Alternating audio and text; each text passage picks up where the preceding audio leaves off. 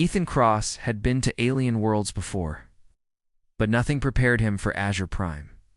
The capital city stretched high into the clouds, now silver towers catching the light of two suns, with ships gliding silently between them like birds in an endless sky. The air shimmered faintly, carrying a metallic scent that reminded him with every breath this was not Earth. His orders were simple: protect Cernea Vera, senior diplomat of the Azoran Empire, during the final days of peace negotiations. But even before he saw her, Ethan knew this job was going to be different. The way the human ambassador had looked at him, the pause before saying her name, told him there was more here than anyone was willing to say. When Cernea entered the Great Hall, every other thought vanished. She was tall, graceful, with skin the color of soft moonlight and glowing turquoise lines along her neck and arms, faintly pulsing like veins of light underwater. Her eyes caught his, not with warmth, but with a kind of calculated coolness, like she was assessing his worth in a single glance. She wore ceremonial armor that fit her like it was grown for her body, metallic plates woven with silk gleaming in the twin suns' glow. Around her, Azoran guards stood in perfect stillness, their spears humming with energy. She did not smile. She did not offer a hand. She simply said, "Stay close, human," as if his name didn't matter. The first 3 days passed in a blur of public meetings, political dinners, and endless standing at her side. Ethan had been in firefights, in war zones, and in the lawless edges of space. But nothing was more exhausting than watching a room full of diplomats pretend to be polite. While hiding knives behind their backs, Cernea spoke little to him, her words reserved for her people and other alien delegates.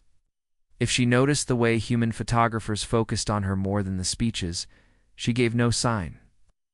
Every time he tried to open a casual conversation, she would cut it short with a look that said, "This is not your place." It was on the 4th day, in the wide-open plaza before the Azuran Senate, that everything changed.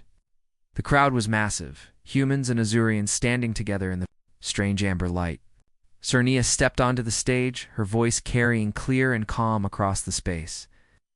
Ethan scanned the rooftops, his eyes moving from one point of high ground to another, and then he saw it, the glint of a scope, barely visible against the pale metal of a distant tower. His body moved before his mind had time to catch up. He shouted her name, closing the distance in 3 strides, and slammed into her just as the shot rang out.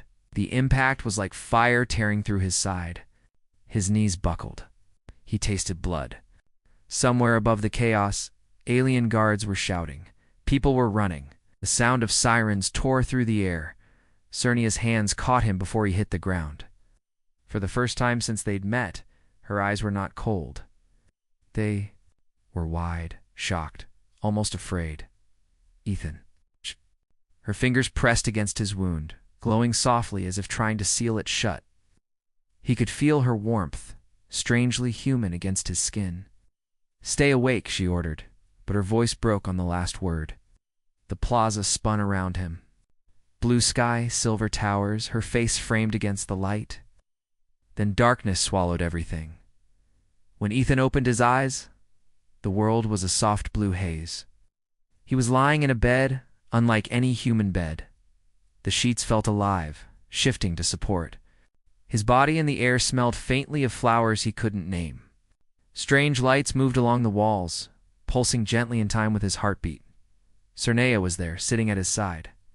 Her armor was gone, replaced by flowing silks that shimmered when she moved. Her gaze was fixed on him, but when she realized he was awake, she looked away quickly, as if caught doing something forbidden.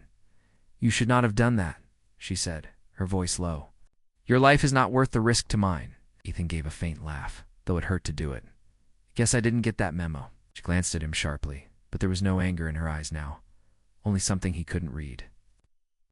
Fingers were still near his hand, close enough to touch, but not quite. He noticed the faint tremor in them. Before he could say more, a sound came from beyond the door, the heavy step of an armored guard. Cernea stood instantly, her back straight, her voice returning to the diplomat's smooth, unshakable tone. She told the guard he could leave, When the steps faded, she turned back to Ethan. That was no random attack, she said. The shooter belonged to the Caller faction. They believe this piece is a weakness. They will try again, and next time they will not miss. She hesitated, then added, there is something I must show you. But if you see it, there will be no turning back. Her words hung in the air, heavy and dangerous. Ethan watched her, the way her eyes searched his face, as if testing whether he was ready to step into a storm neither of them could escape. Outside the window, the alien city glowed in the night, beautiful and distant. Inside, the space between them felt suddenly very small, as if the walls themselves were holding their breath. Somewhere deep down, Ethan knew this was no longer just a job, and whatever she was about to show him, it would change everything. The room was silent except for the faint hum of alien machines. Ethan sat up slowly, his body stiff but no longer screaming in pain. Whatever Ajaran medicine Cernea had used on him, it worked faster than anything humans had. But it wasn't just the strange healing that unsettled him, it was the way she was looking at him now. As if the layers of cold diplomacy had been peeled back and something dangerous was hidden beneath. She stepped closer, her silk robes brushing the floor, glowing lines on her skin shifting in soft rhythm with her breath. You should not be here, she said, though her voice was quieter than before. If anyone sees us like this, consequences will not be for you alone. Her eyes moved toward the door, and Ethan could almost feel the weight of the unspoken law pressing between them. He had heard whispers among the human embassy staff, rumors that Ajaran leaders were forbidden to show physical closeness to humans, even in gratitude. Something about crossing species boundaries and dishonoring the bloodlines. He had thought it was old superstition. But now, seeing the way she kept her distance while still staying close enough to catch him if he fell, Ethan knew it was real. I'm your bodyguard, he said finally. Being here is the job. She didn't smile. Instead, she took a deep breath and said, no. Being alive after what you did. That is not part of the job. You bled for me, Ethan Cross, and that is something I cannot, must not, repay.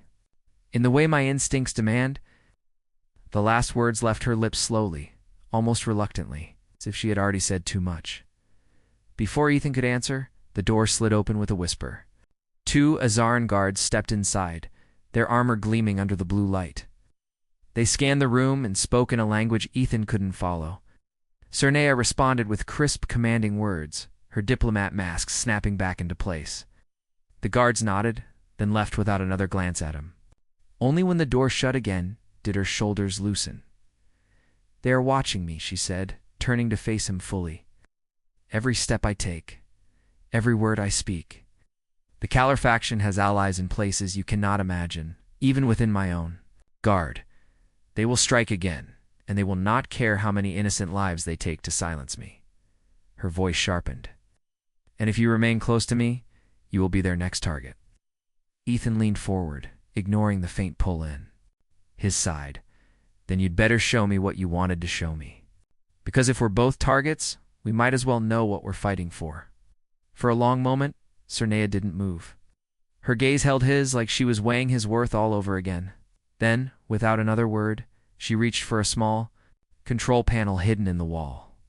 The room shifted, the bed folding into the floor, the walls sliding apart to reveal a narrow staircase descending into dim blue light. Follow me, she said.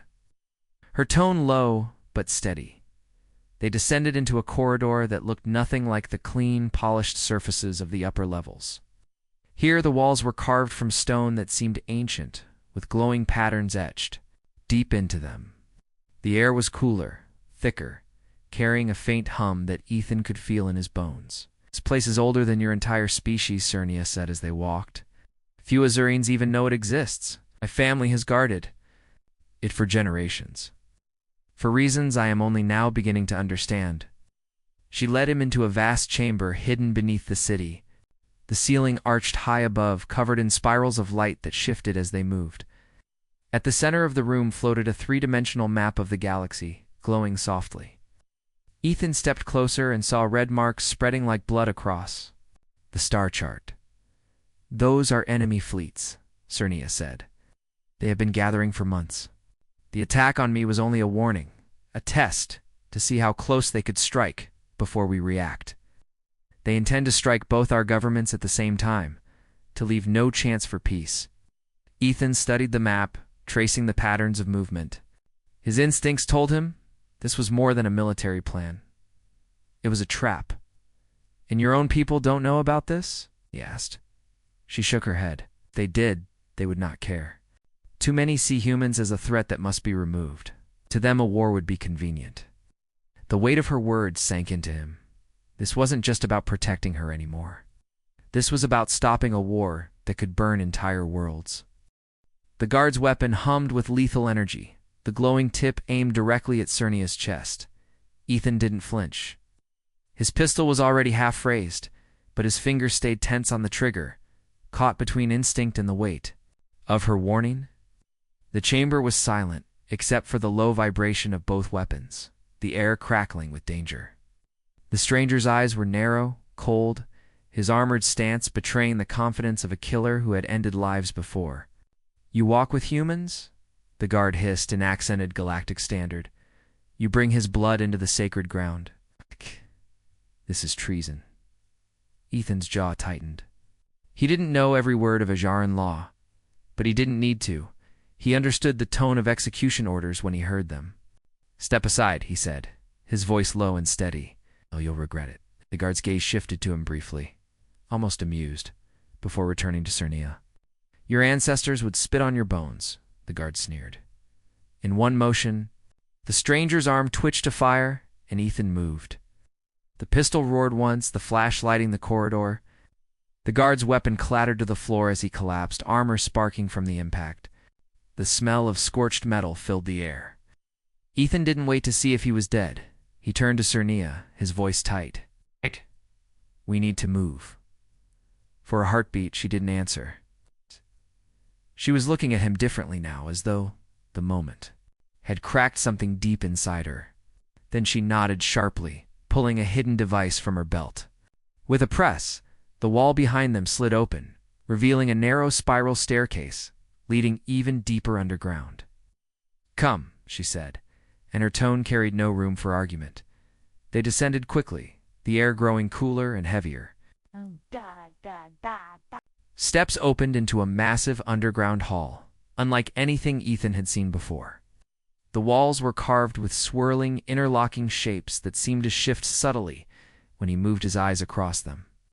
Light streamed up from deep cracks in the floor, casting the chamber in shades of blue and silver. At the far end stood a structure that looked like a giant crystal, suspended in midair, rotating slowly. Within it, faint images flickered. Scenes of battles, faces of strange beings, and maps of unfamiliar star systems. "This is the Archive of Origin," Cernia said, her voice hushed but firm. "It has been here since before my people learned to travel the stars. Few have seen it. Fewer still understand it." She stepped closer to the crystal, her fingers grazing its surface. "What you are about to see will change the way you think about humans and Azurians." The crystal's images sharpened at her touch, showing a great fleet of ships, some human, some alien, fighting side by side against a monstrous enemy that blotted out the stars. "This was 1,000 years ago," she said. "Your kind and mine fought together once. We bled together, nearly died together, and when the war ended, the truth was buried. My ancestors were ordered to erase all records of human involvement. The council feared what would happen if our peoples remembered they were once equals." Ethan stared at the images. The human ships in the projection were crude compared to modern standards, but they were unmistakably human. "Why hide it?" he asked. "Because unity is dangerous to those who hold power," she replied. "If humans knew their ancestors were warriors who helped save the galaxy, they would demand a place at the table. And many Azurians would rather burn that table than share it." Her eyes locked on his. "The Kalar faction is using this truth as a weapon," they plan to reveal. "It only after your people are destroyed to humiliate your history and crush your spirit. But if we bring this evidence to the right hands, it could stop the war before it starts." Before Ethan could answer, a deep rumble shook the ground beneath them. Dust fell from the ceiling. Cernia's head snapped toward the corridor they'd come from. "They've found us," she said. The sound of armored boots echoed down the passage, more than one set. Ethan counted at least 6, maybe more. Cernia's hand went to the hilt of a sleek, curved blade at her hip, the metal etched with the same glowing lines that marked her skin. "I can hold them," she said. "You take the crystal data and run." Ethan shook his head immediately. "Not happening. Leave together." The first enemy soldier appeared in the doorway, his armor darker than the others, his visor reflecting the blue light of the chamber. Behind him, more shadows moved. Ethan took cover behind one of the stone pillars, his pistol ready. Cernia stood out in the open, her blade humming softly as energy rippled along its edge. The chamber erupted in chaos, gunfire, the hiss of plasma against stone. The clang of metal as Cernia's blade met the enemy's weapons. Ethan fired in quick bursts, dropping one soldier, then another. But they kept coming. The crystal pulsed brighter, as if reacting to the violence around it. Cernia moved like a storm, every strike precise, every step controlled. She was fighting not just for survival, but for something far older and deeper. When the last soldier fell, the silence that followed was almost heavier than the battle itself. Cernia's chest rose and fell with slow, measured breaths. She looked at Ethan, a faint flicker of something unguarded crossing her face. "You fight as if you've done this 1,000 times," she said. "Maybe in another life you did." Ethan stepped to the crystal, unsure why he felt drawn to it. When he touched its surface, the light surged, and for a split second, an image flashed: Cernia and Ethan, side by side in ancient armor, standing on the deck of a ship surrounded by fire. Then it was gone. He pulled his hand back sharply. "What was that?" he demanded. Cernia hesitated, her gaze on him heavy with unspoken meaning. The archive shows echoes of the past, and sometimes glimpses of what might be. If it showed us together, then perhaps history is not done with us yet. The rumble returned louder, closer this time. Cernia's expression hardened. "We cannot stay. If they capture the archive, the war will begin before we can act." She pressed a glowing disc into his hand. "Yeah, this holds the proof. Protect it with your life, Ethan Cross." As they fled into another hidden passage, Ethan glanced over his shoulder at the chamber fading into darkness. Somewhere behind them, the enemy forces were closing in, and he knew that the secrets they now carried were worth more than either of their lives. What he didn't know was that someone had already put a price on both their heads. The narrow passage twisted and turned like the veins of some great creature, the walls glowing faintly with ancient symbols as Cernia led Ethan deeper into the Undercity. The distant echo of boots and the low, mechanical growl of search drones carried through the tunnels. The crystal disc in Ethan's hand felt heavier than it should, as though it carried not just data, but the weight of centuries of silence and betrayal. Every step sent a dull ache through his side, the wound from the sniper's shot still reminding him that he was not invincible. Cernia moved quickly, but not carelessly, her every motion precise. The blue glow of her skin markings shifted with her breathing, and in the dim light of the tunnels, she seemed less like a politician and more like something out of a legend. A warrior diplomat who had stepped straight from the archive's visions. She glanced back at him often, not with suspicion, but as if she were measuring how much longer he could push himself before collapsing. "We cannot return to the upper levels," she said finally, her voice carrying low in the enclosed space. "The Kalar faction will have blocked every public exit. If we are caught, they will not arrest us. They will erase us." "Good thing I've never been easy to erase," Ethan muttered, though his voice was tight with fatigue. He'd been in bad spots before, war zones, hostage rescues, the dark edges of the Outer Rim, but never had he been hunted through an alien. Capital was someone who might be the last hope for preventing a galaxy-wide war. After what felt like an endless descent, they emerged into a vast circular chamber. The walls were lined with towering statues of Azuran warriors, each one holding a curved blade similar to the one Cernia carried. At the center of the room stood a raised platform marked with glowing lines that pulsed like a heartbeat. Cernia stepped onto it, motioning for Ethan to join her. "This place is sacred," she said, her tone different now, softer, almost reverent. "It is where oaths are bound. And if we are to survive what is coming, if we are to stop this war, I must make one with you. Ethan frowned. An oath like a promise? Her eyes held his, unblinking. More than a promise. Oath is ancient. When it is sworn, it binds two lives together until the task is complete, or until one of them dies. To break it is to forfeit your honor, your position, even your life. Among my people, it is not taken lightly. It is never sworn between an Azuran and a human. Something in her tone told him that this was more dangerous than any firefight they'd faced. It's why me? He asked quietly. Her lips curved in something almost like a smile, but it held no amusement. Because you took a bullet meant for me without hesitation. Because you stood your ground when others would have fled. And because the moment you pulled that trigger in the archives hall, our fates became the same. She drew a small blade. From her belt, its edge shimmering with pale light. Without breaking eye contact, she pressed the blade lightly to her own palm. A thin line of glowing blood welling up instantly. Then she handed the blade to him. Cut your palm, she instructed, and speak after me. Ethan hesitated for only a moment before doing as she said. The corridors beyond the sacred chamber narrowed until Ethan and Cernea had to move single file, their steps echoing off the smooth stone. The faint glow of the wall markings slowly faded into darkness, replaced by the cold metallic sheen of maintenance tunnels. Above them, the deep hum of the city's power grid vibrated like a heartbeat, fast, urgent, and relentless. Ethan didn't need to be told that the faction's hunters were closing in. They emerged into an industrial loading bay, its high ceiling disappearing into shadows, where old cargo crates were stacked like forgotten tombs.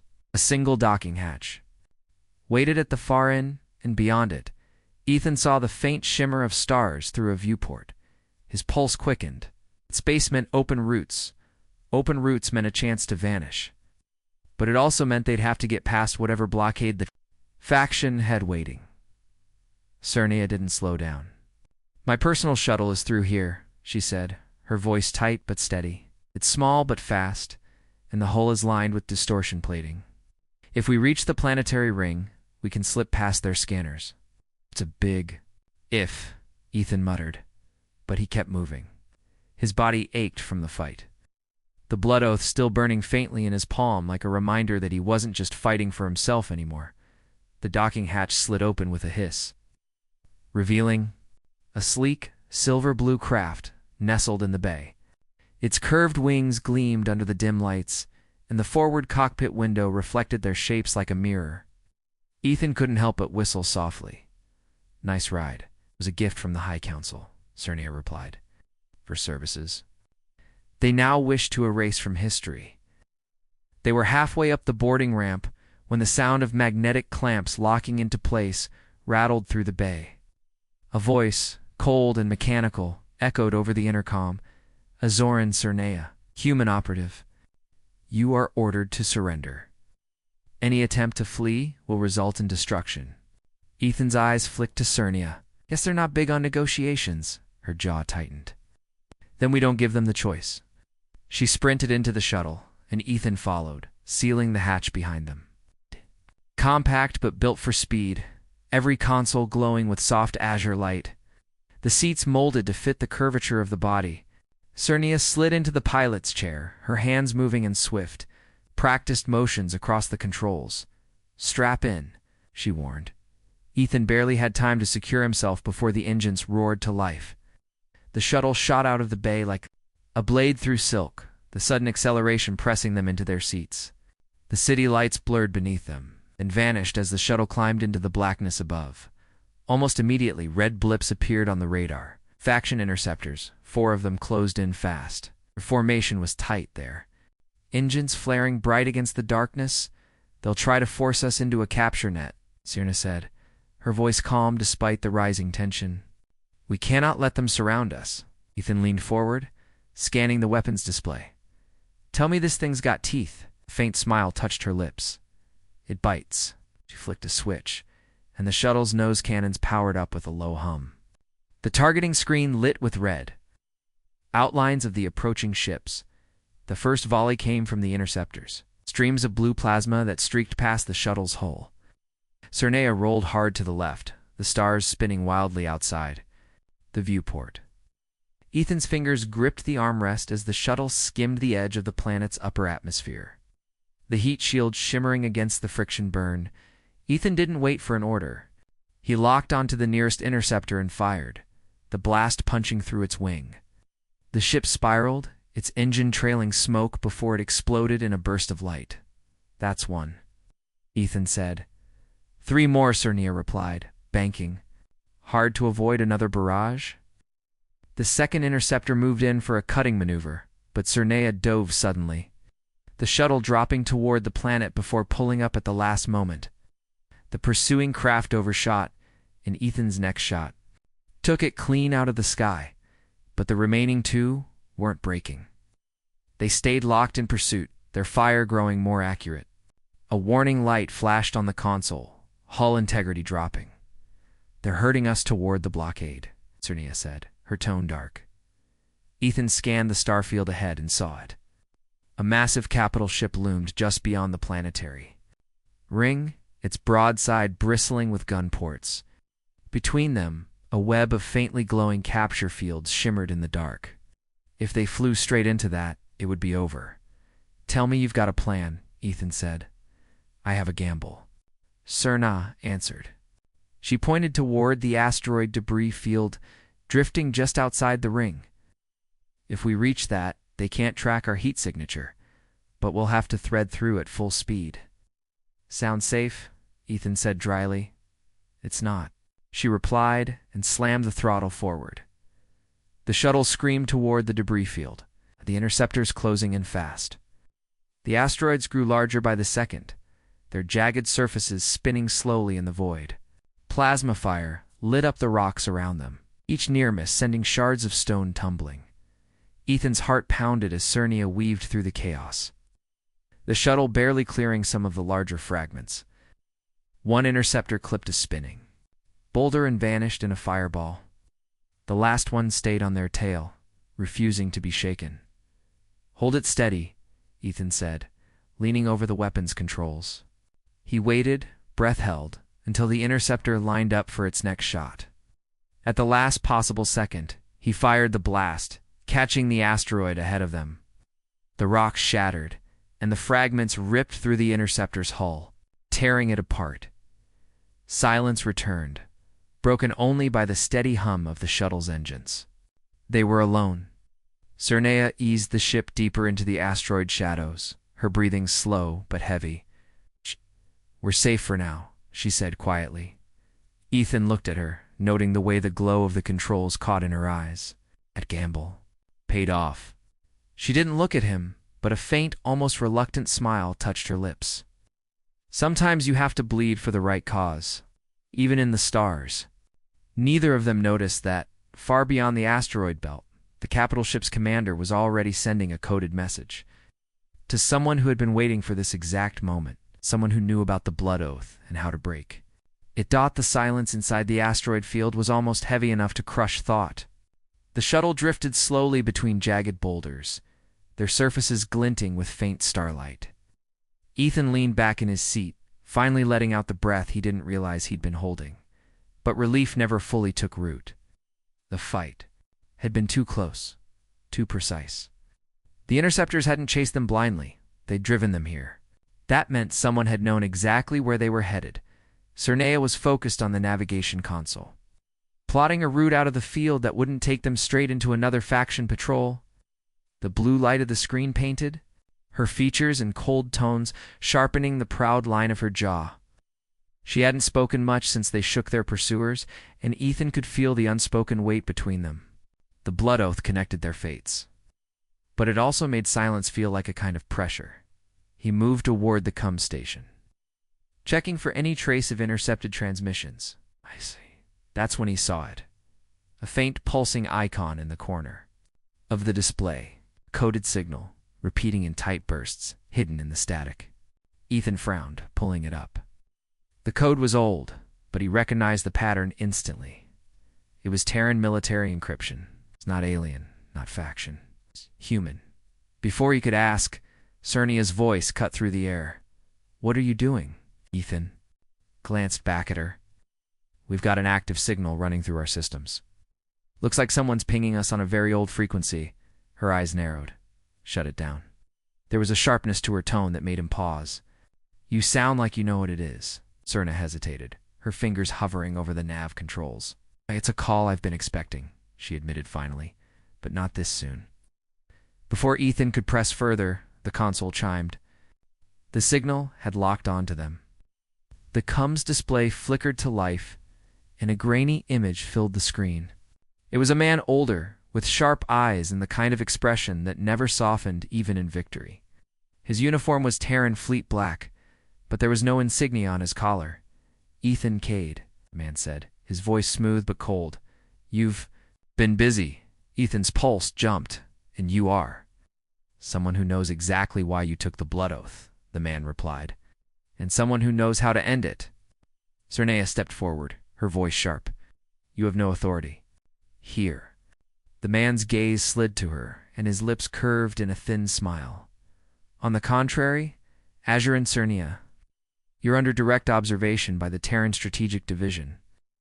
Everything you've done since entering human space has been monitored, including this little alliance. Ethan felt a cold knot forming in his gut. Why are you tracking us? Because the man said, leaning slightly forward. The blood oath isn't just a sacred vow. It's a lock.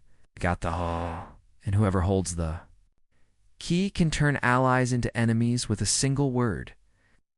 The air in the cabin felt heavier.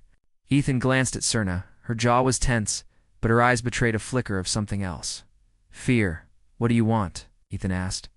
The man's smile widened, but it didn't reach his eyes. I want you to deliver her to me. Bring her to the coordinates I'm sending, and I'll release you from the oath. No strings.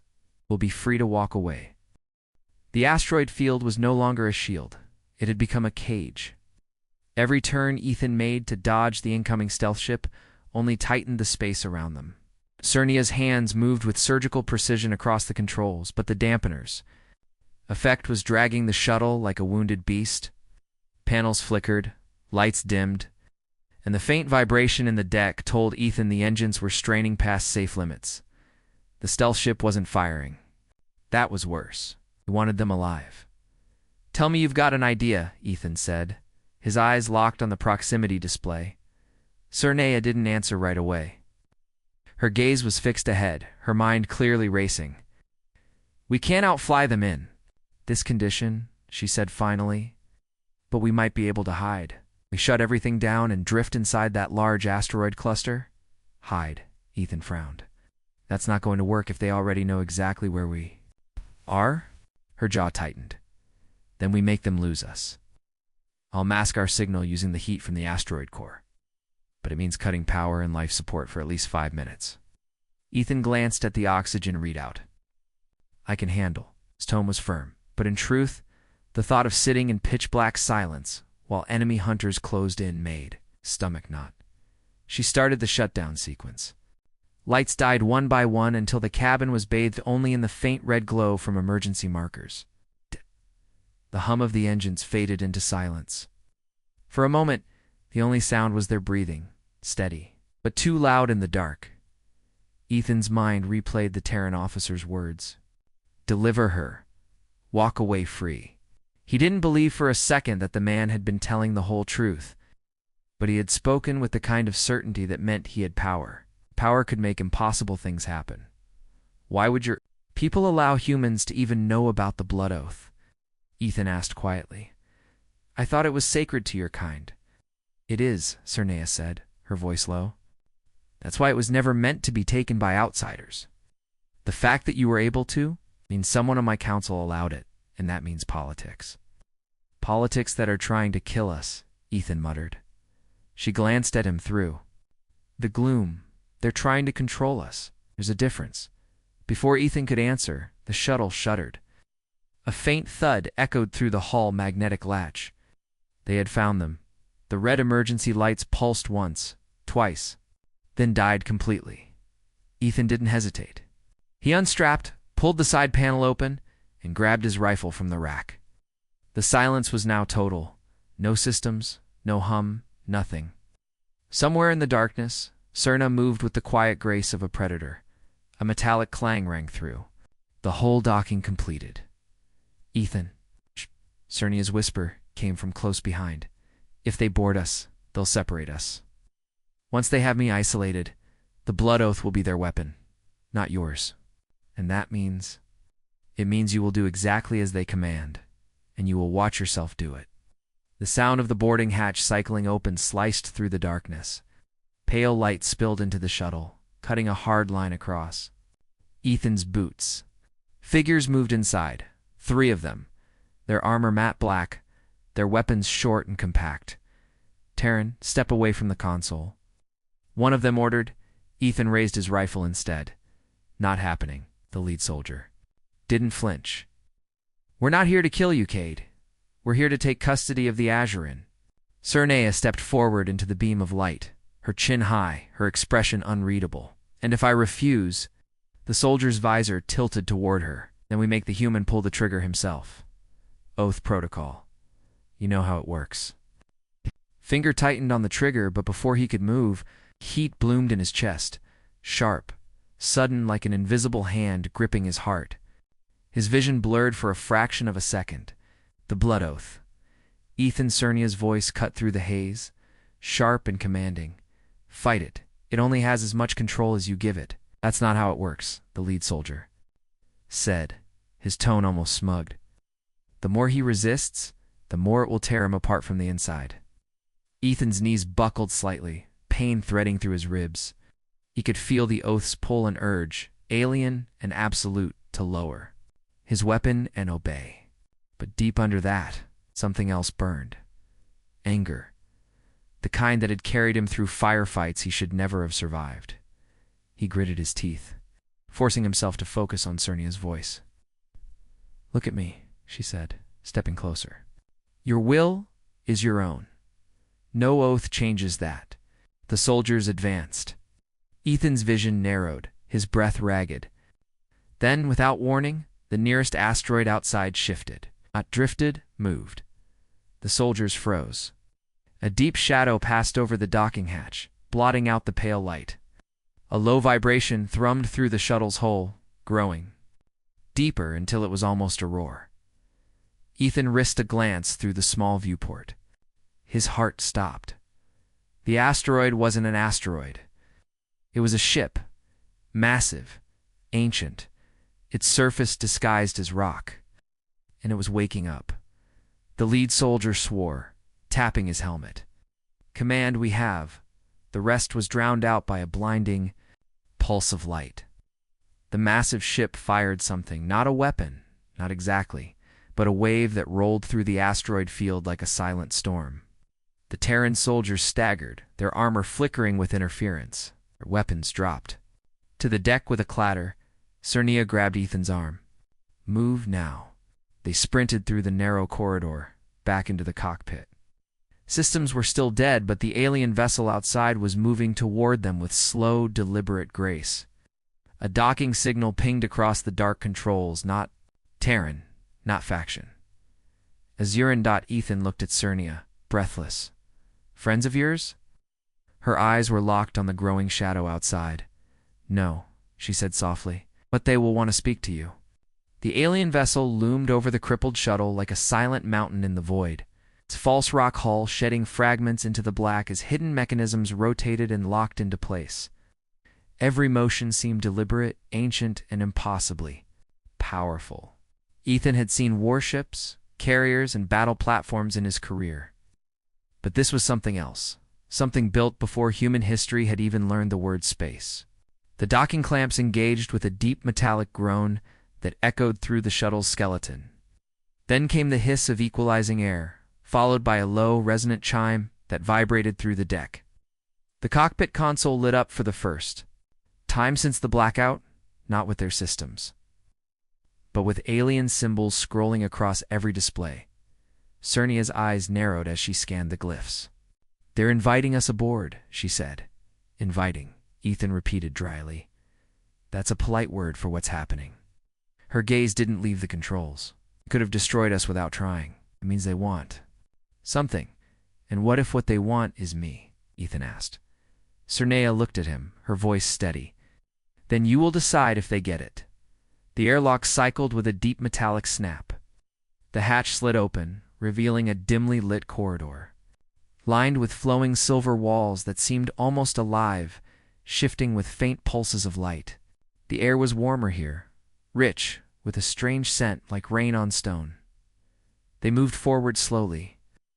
Ethan's rifle lowered but ready, Cernea walking beside him with the poise of someone who understood danger, but refused to bow to it. Their footsteps echoed as they passed archways that led into vast chambers, each one filled with floating crystalline structures that turned slowly in the air, refracting the dim light into shifting patterns. At the end of the corridor, they entered a chamber so large Ethan couldn't see the ceiling. In the center stood a single figure tall, impossibly thin, its skin a deep bronze with veins of faintly glowing blue. Its eyes were bright silver, reflecting every movement with mirror-like clarity. It spoke, and the words came not to their ears, but directly into their minds. Carry the oath. Ethan swallowed hard. Not by choice. The being tilted its head. Slightly. No oath is taken by choice. It is forged by need. Cernea stepped forward. Why reveal yourselves now? The being's silver eyes locked onto hers. Because the oath you carry is flawed. Deliberately so. And if it is completed, it will end not only the human, but the azure and line it binds. Ethan felt a cold weight settle in his chest. So this whole time, it's been a death sentence. It is a chain, and chains can be broken, but only at a cost. Cernea's voice was quiet, but it carried. What cost? The being stepped closer, the faint hum of its presence vibrating through the floor. One life, freely given, either the bearer of the oath or the one to whom it is sworn. Ethan understood instantly. So either I die or she does. The chamber fell silent. For a long moment, no one moved. Ethan's mind raced images. Flashing of firefights, narrow escapes, moments when Cernea had pulled him back from the brink without hesitation. She had stood between him and a sniper's shot. She had flown through asteroid storms to save him. She had bled for him without question. He thought of the Terran officer's offer. Deliver her, walk away free. All he would have to do was betray her.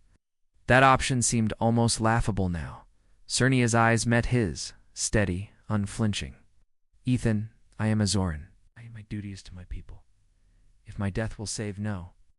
His voice was firm, cutting her off. Don't even start. You don't understand. I understand enough, he said. You didn't leave me behind when it would have been easier. You didn't walk away when protecting me became dangerous. Not about to trade your life for mine.